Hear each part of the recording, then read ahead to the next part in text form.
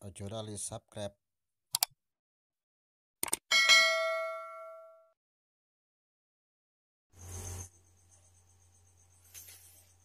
Assalamualaikum warahmatullahi wabarakatuh. Bismillahirrahmanirrahim. Alhamdulillahirrabbilalamin. Wassalatu wassalamu ala sayyidina Muhammadin wa ala alihi wa sahbihi ajma'in, amma ba'du. Marilah kita melanjutkan puji syukur kepada Allah Subhanahu wa taala yang mana pada kesempatan kita kali ini kita masih diberi kesehatan, masih diberi kenikmatan berupa Islam, diberi kenikmatan berupa iman. Biqolina alhamdulillahirabbil alamin.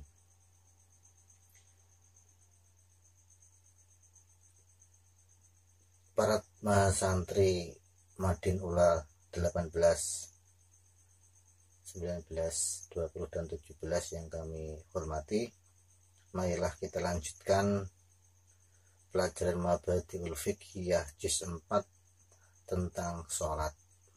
Kemarin kita sudah membahas tentang syarat-syarat sah sholat. Kita sekarang akan membahas tentang rukun-rukun sholat. Sebelumnya kita hadiah Fatihah dulu ditujukan kepada baginda Rasulullah Sallallahu Alaihi Wasallam. Semoga kita selalu mendapatkan syafaat dari beliau. Amin. Ila khadratil Mustafa Muhammad sallallahu alaihi wasallam.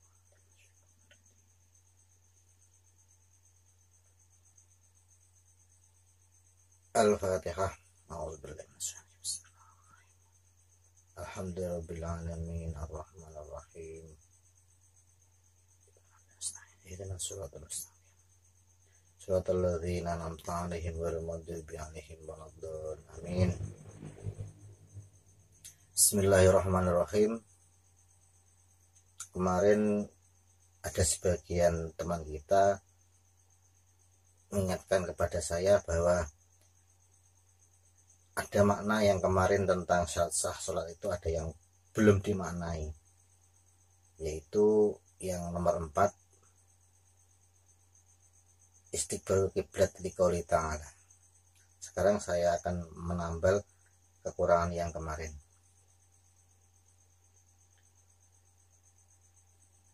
Saya mulai dari liqouli ta'ala, kepada Allah Ta'ala. Quran yang kemarin. Fawalli mengengokno sira wajhaka ing wajah sira syatrul masjidil harami ing arah-arahe Masjidil Haram. Ini yang kurang. Wahai suma kuntum, lan ing dalem endi nggon ana sira kabeh. Wahai suma kuntum, lan ing dalem endi nggon ana sira kabeh. Fawallu mongko ngengokno sira kabeh. Fawallu mongko ngengokno sira kabeh. Wujuhakum ing pira-pira, wujuhakum ing pira-pira wajah sira kabeh. Wujuhakum ing pira-pira wajah sira kabeh. Syatrahu ing ara-arahe Masjidil Haram. Dan dimanapun kamu berada, maka hadapkanlah wajahmu ke arah Masjidil Haram. Terus kita lanjutkan tentang arkanus sholat, tentang rukun-rukun sholat. Rukun sholat yaitu sesuatu yang harus ada dalam setiap ibadah, rangkaian ibadah. Kalau ditinggalkan rukun tersebut, maka ibadah itu tidak sah, tidak terlaksana suatu ibadah. Terus sekarang apa perbedaannya syarat karo rukun? Mungkin kemarin pada awal pertemuan kita telah saya singgung tentang perbedaan rukun sama syarat. Apa bedanya? Syarat kuwi sesuatu yang harus ada dalam suatu ibadah dan harus kontinu sampai ibadah itu selesai, sampai ibadah itu selesai. Contohnya syarat sah sholat, contohnya menutup aurat ya, menutup aurat itu syarat sah sholat. Dalam satu ibadah, rangkaian ibadah misalkan sholat, maka menutup aurat itu harus ada dalam satu ibadah. Misalkan di tengah-tengah sholat kok tidak menutup aurat, berarti tidak sah sholatnya. Itu syarat, pengertian syarat. Kalau rukun itu ya sesuatu yang harus ada dalam satu ibadah, tetapi harus kontinu menjalaninya sampai suatu ibadah. Contohnya rukun sholat itu misalkan rukuk. Nah, dalam satu ibadah sholat itu tidak hanya rukuk saja, tidak harus kontinu rukuk, ya tidak harus sujud, enggak, tapi ada rangkaian rukun-rukun yang lain. Nah, itu namanya rukun. Tapi kalau syarat harus ada dalam satu ibadah. Misalkan syarat sholat harus ada sampai sholat itu selesai. Itu mukadimah tentang rukun dan syarat. Bismillahirrahmanirrahim. Arkanus sholati utawi pira-pira rukune sholat. Arkanus sholati utawi pira-pira rukune sholat. Bab menjelaskan tentang rukun-rukunnya sholat. Iku al-awalu utawi kang awal. Iku an-niyatu niyat.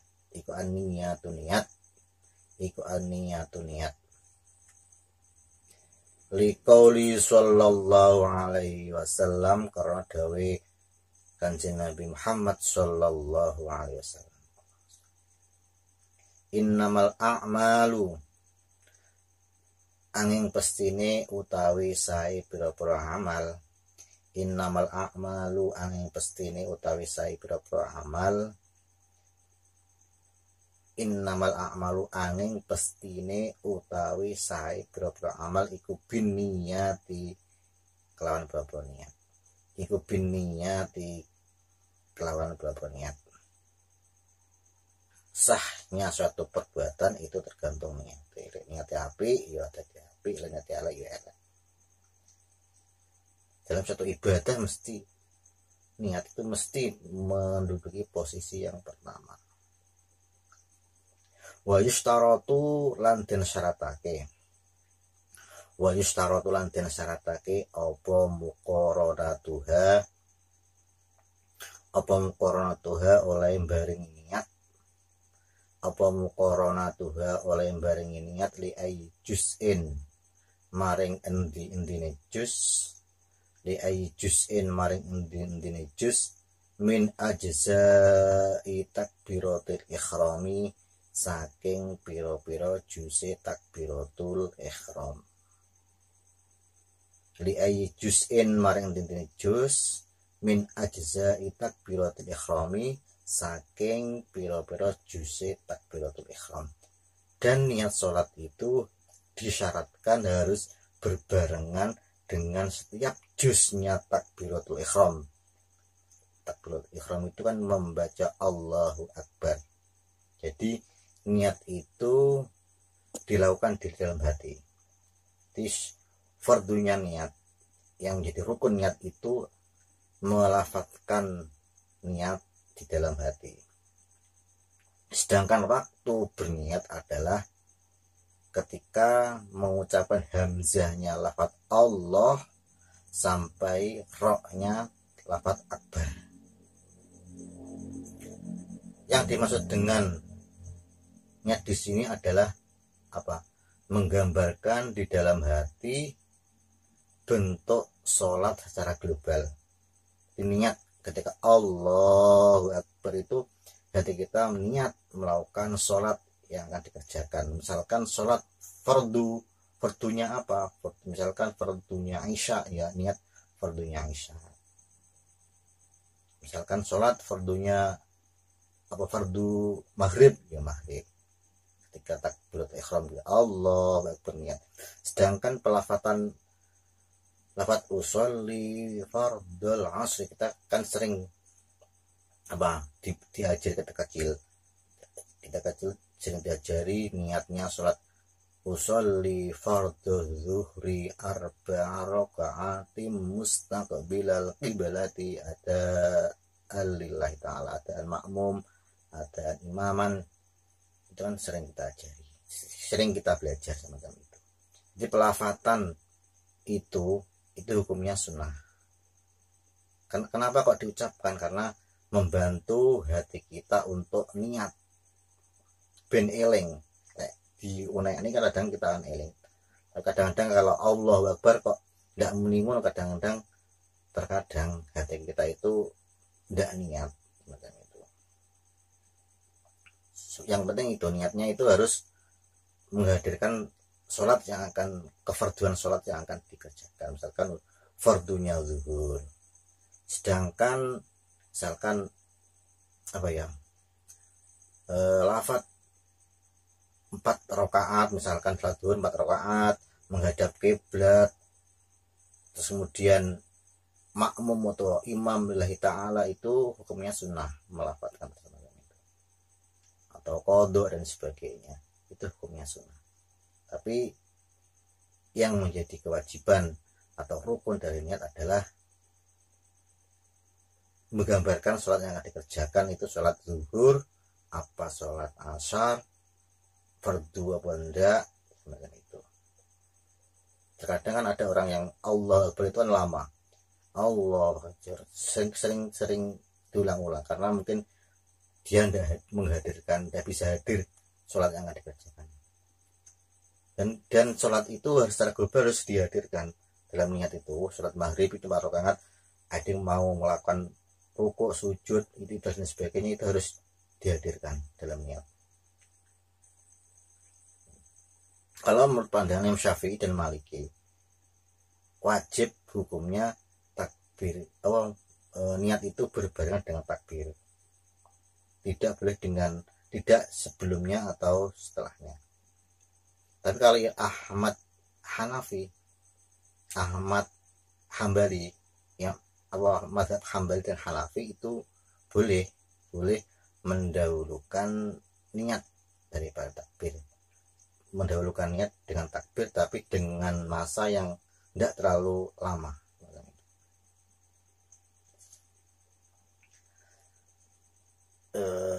Asani utawi kaping pindho, kita lanjutkan lagi. Asani utawi kaping pindho,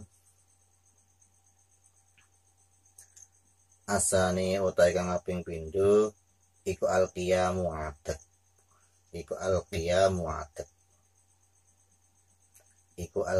adat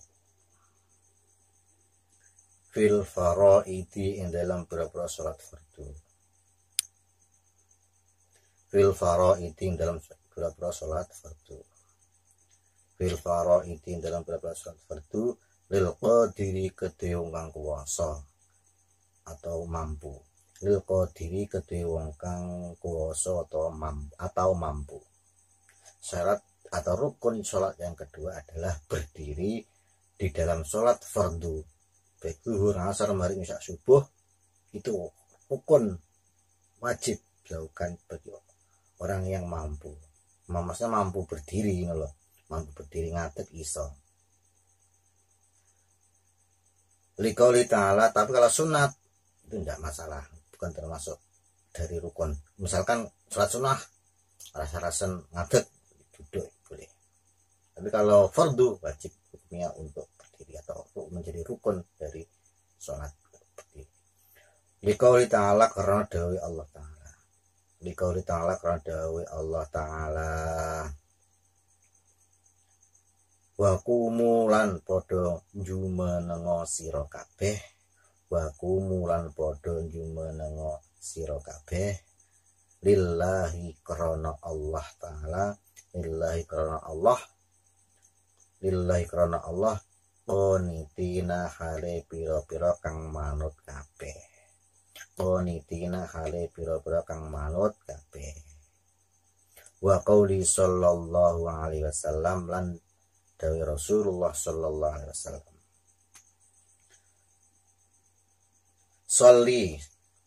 Sholli itu fiilnya fiil amar, perintah. Sholato siro, sholli sholato siro. iman halingadek. Iman halingadek. Rasulullah pernah bersabda, sholatlah dengan berdiri. Fa ilam tastate mongko lamun ora kuwasa sira. Fa ilam tastate mongko lamun ora kuwasa utawa ora mampu sapa sira. Fa ilam tastate mongko lamun ora kuwasa sapa sira ya faqaidan mongko hale kang lungguh. Faqaidan mongko hale kang lungguh.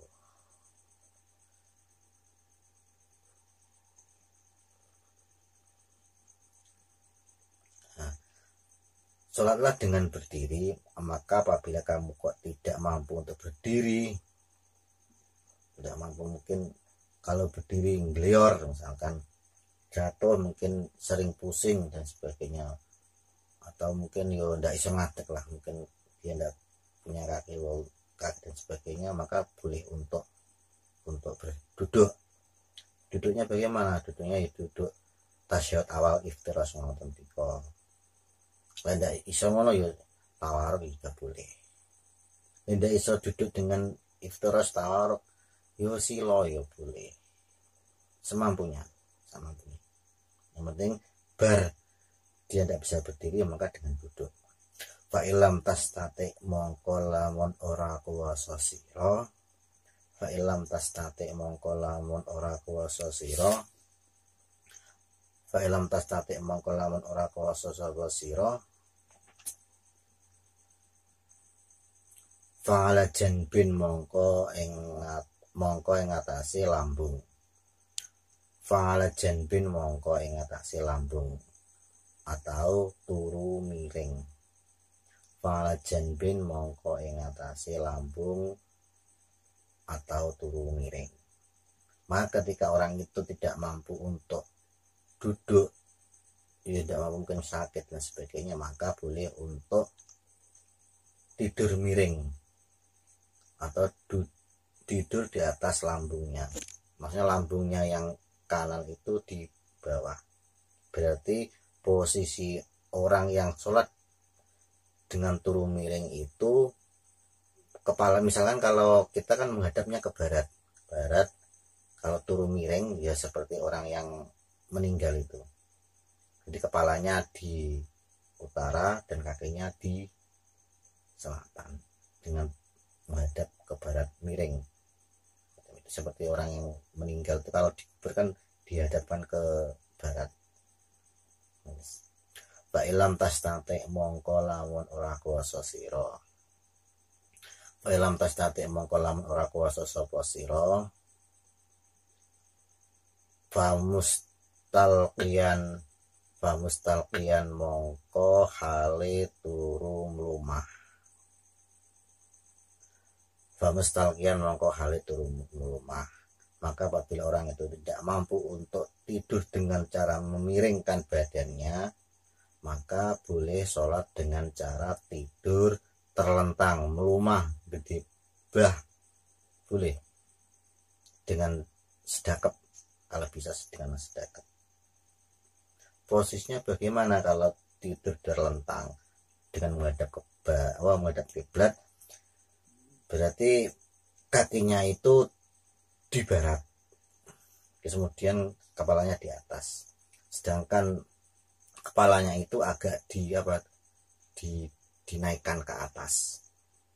Jadi posisinya ya mujur ke ngitan ngulon, sedangkan kepalanya agak diganjel bantal agar kepala itu menghadap ke barat atau ke kiblat. La yukallifu ora merdi atau ora nuntut. La yukallifu ora merdi atau ora nuntut sapa Allahu Gusti Allah. Sapa Allahu Gusti Allah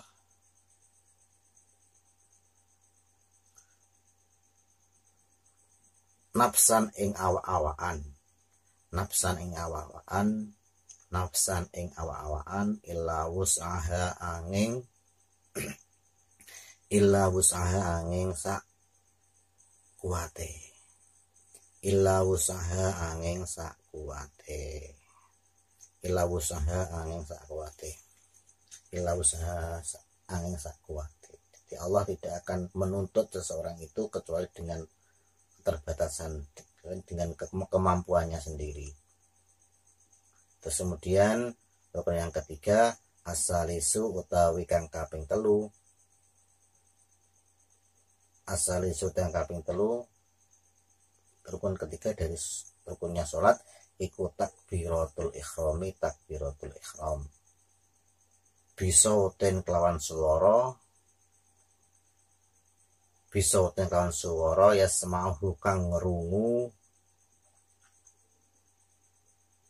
sapa wong ing saut atau sholat, orang yang sholat, musolli, orang yang sholat. Bisa ten kelawan swara ya semauhu kang ngrungu sapa man utawa wong sing sholat kemang ing suarane dhewe. Rukun yang ketiga dari rukun sholat adalah membaca takbiratul ihram, membaca Allahu Akbar, mengucapkan takbir. Takbir dengan suara yang bisa didengar telinganya sendiri, yaitu dengan suara yang bisa didengar oleh kita. Misalkan kalau membaca Allahu Akbar kok tidak perlu kupingin dewe, berarti ya tidak termasuk rukun, karena takbiratul ihram itu merupakan rukun sebangsa qauli, rukun qauli, rukun yang sebangsa ucapan, sedangkan ucapan itu harus bisa didengar oleh kupingnya dewe, oleh telinganya sendiri. Liqauli ta'ala, karena dawi Allah ta'ala warabakalan ing pangeran sira, warabakalan ing pangeran sira fakabbir mongko takbira sira, fakabbir mongko takbira sira, fakabbir mongko takbira sira.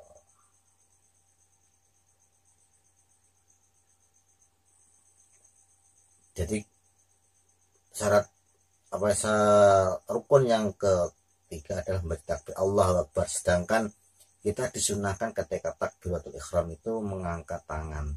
Jadi mengangkat tangan Allah, mengangkat tangan ketika takbir itu hukumnya sunnah. Sedangkan mengangkat tangan itu posisinya bagaimana?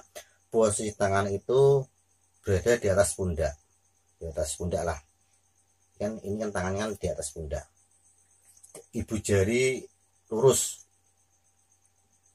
lurus dengan daun telinga bagian bawah. Jari itu lurus dengan daun telinga bagian bawah ini, tidak ngene atau tidak ngene, ya pokoknya lurus dengan ini. Jari-jari ya agak direnggangkan, Allah, ya tidak oleh ngene. Terus kemudian jari-jarinya itu tulisan dengan bagian telinga bagian bawah, bagian atas. Yang atas ini diteruskan agak condong ke barat, mungkin semacam ini. Itu sunnah. Misalkan kok ada orang yang takbir sholat kok ndak angkat tangan, misalkan yus niat mau ini Allahu Akbar, bisa pun ndak, sah saja, karena yang menjadi rukun adalah membaca takbir, membaca Allahu Akbar, sedangkan angkat tangan itu hukumnya sunnah. Misalkan sampai kok sholat ngono, wah sholat itu aneh kok ndak enek angkat tangan nih, karena junggumun. Nah, isbene semacam itu. Tapi lebih baik ya dilakukan kesunahan-kesunahan dalam sholat baik, walaupun itu cuma mengangkat tangan. Enak semacam itu. Sedekap juga gitu, bersedekap ketika habis takbir itu yusuknya sunnah. Kalau ndak ndak sedekap, dicoleng ngono yo ndak batal sholat. Sedangkan syarat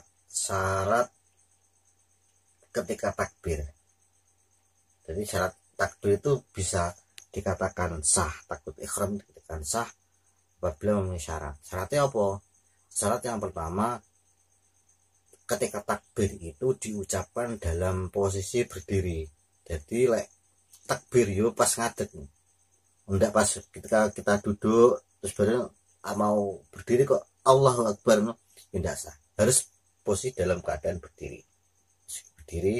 Terus kemudian terus menghadap kiblat. Syarat yang kedua adalah menghadap kiblat. Dalam posisi ketika membaca takbir itu kita dalam menghadap kiblat. Misalnya kalau saya mengo mau soft barisan atau saya mengo koncane maju bara dhewe kok mengo kok Allahu Akbar baca takbir, tidak sah. Harus posisi tepat berada mau menghadap ke kiblat. Terus kemudian syarat yang berikutnya adalah memakai bahasa Arab. Lafadz ya Allahu Akbar artinya Allah Maha Besar harus memakai bahasa Arab.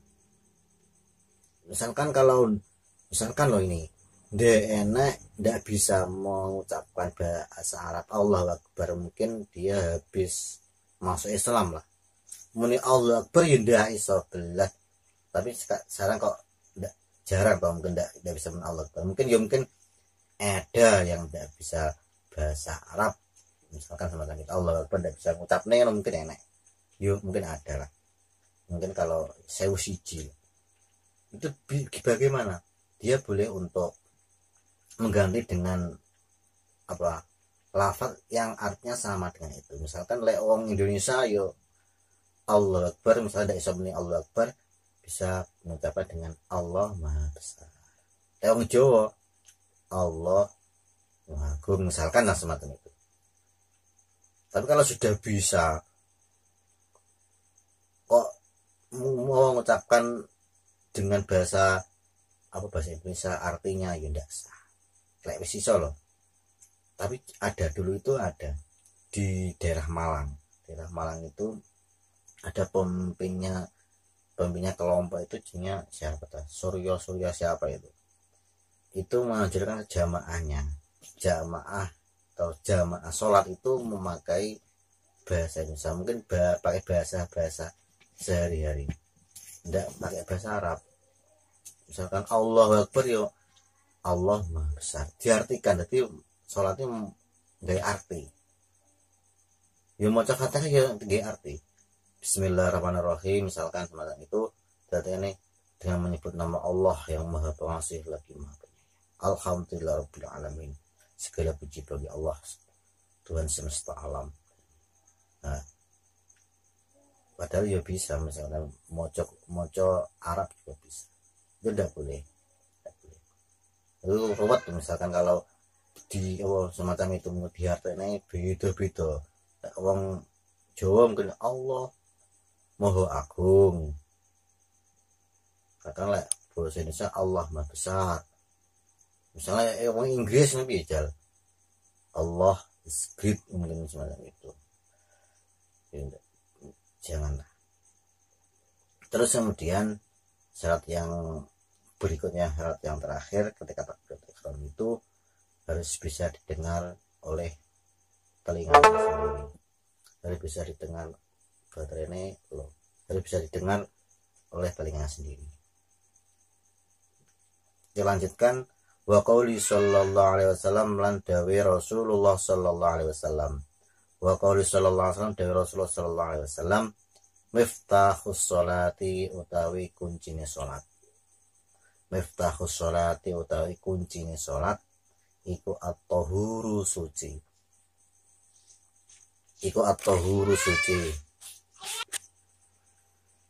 Wa tahrimuha utawi harame salat iku at-takbiru takbir. Wa tahrimuha utawi harame salat iku at-takbiru takbir. Wa tahliluha utawi ucule salat. Wa tahliluha utawi ucule salat iku at-taslimu wa salam. Rasulullah pernah bersabda, kuncinya salat itu adalah suci. Jadi bersuci itu menempati posisi pertama dalam suatu ibadah. Semua ibadah itu harus bersuci, baik suci secara zahir maupun secara batin. Di kitab-kitab itu kan mesti pertama kali yang dibahas adalah masalah toharoh, sesuci. Wa tahrim wa takbir, dan keharaman melakukan sesuatu dalam sholat itu dimulai ketika takbir. Jadi takbir itu menjadi awal dari kita haram melakukan sesuatu kecuali rukun-rukunnya sholat. Terus bertakbir yuk haram, kita misalkan ngombe yuk haram. Kita pas bertakbir kita haram jotos koncone ngidoni misalkan semacam itu, atau minum. Jadi keharaman melakukan sesuatu itu dimulai ketika takbir.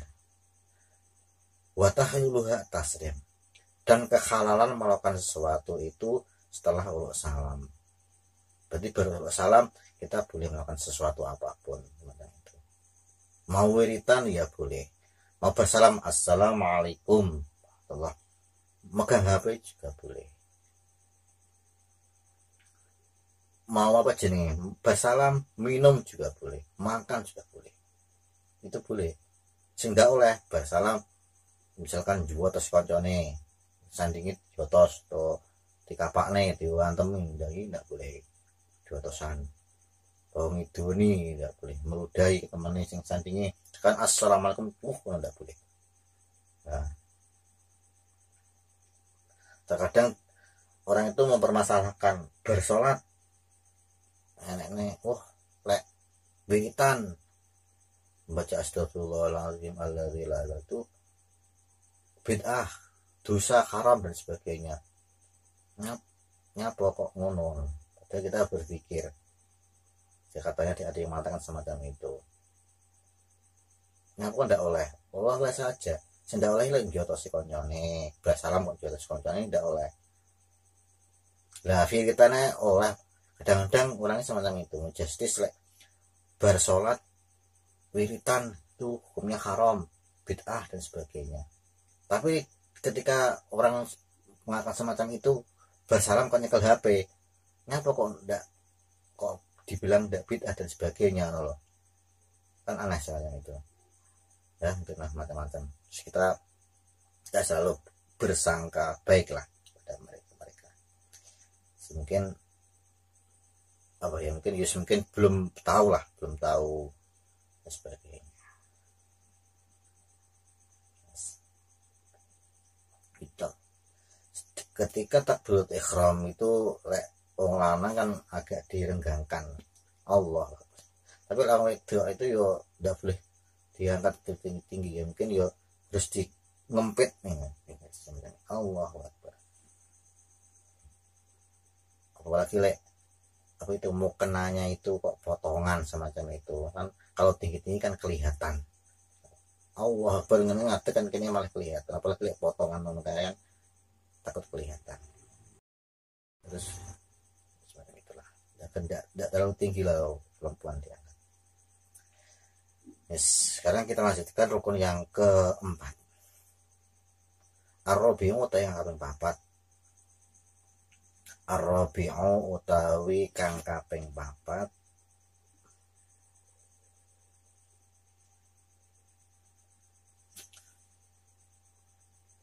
ar-rabi'u yang kaping papat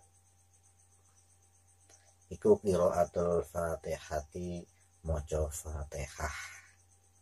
Iku qiraatul Fatihati maca Fatihah.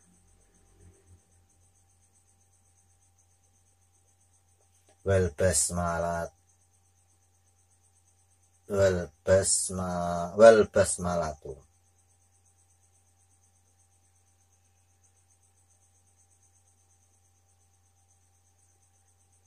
utawi maca bismillah. Wal basmalatu utawi maca bismillah. Wal basmalah utawi maca bismillah ila akhir bismillahirrahmanirrahim iku ayatun sa ayat minha saking Fatihah. Liqauli sallallahu alaihi wasallam wa dawi Rasulullah sallallahu alaihi wasallam. La sholata ora ana salat iku maujud. La sholata ora ana salat iku maujud. La sholata ora ana salat iku maujud liman maring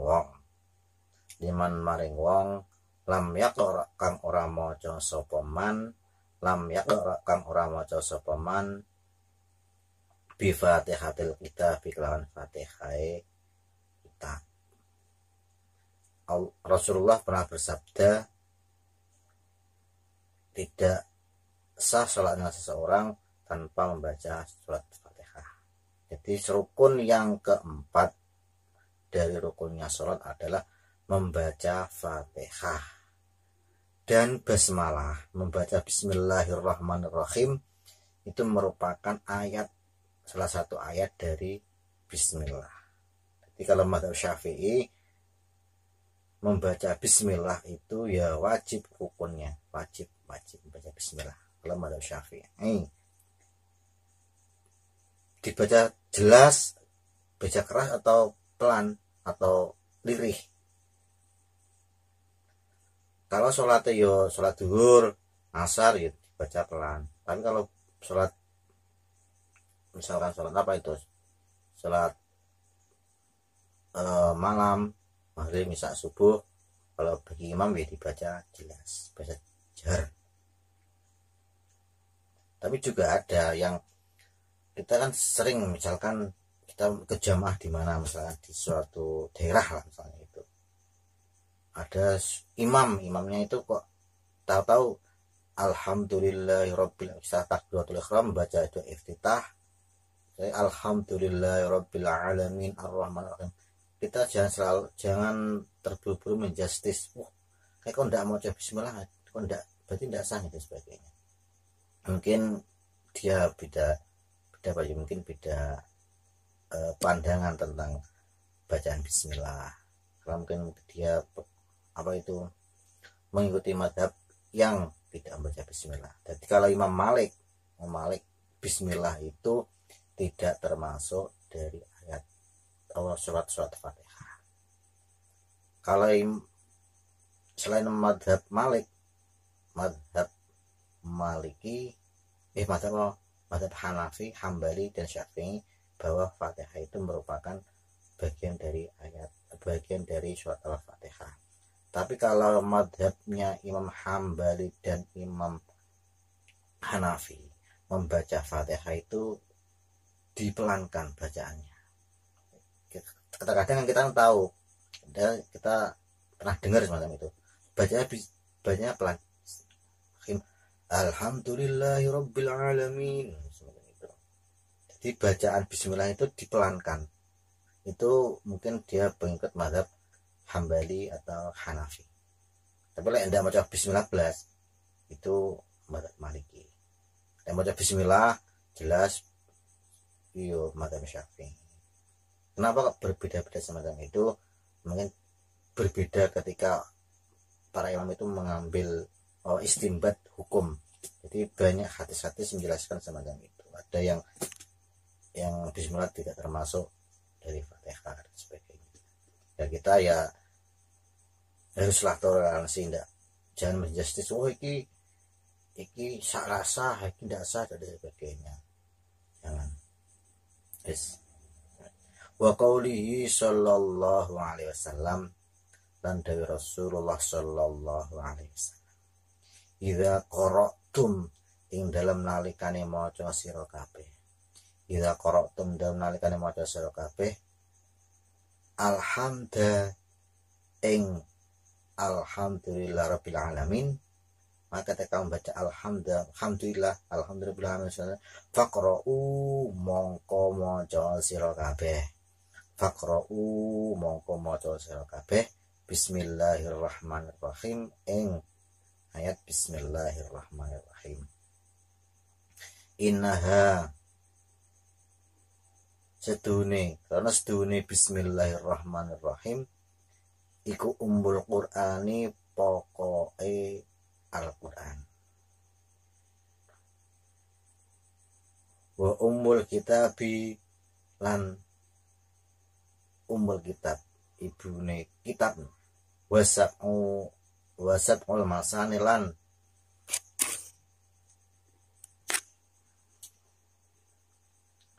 wasab'ul masani, lan ayat pitu kang den ulang-ulang. Wasab'ul masani, ayat pitu kang den ulang-ulang. di Al-Fatihah itu banyak namanya.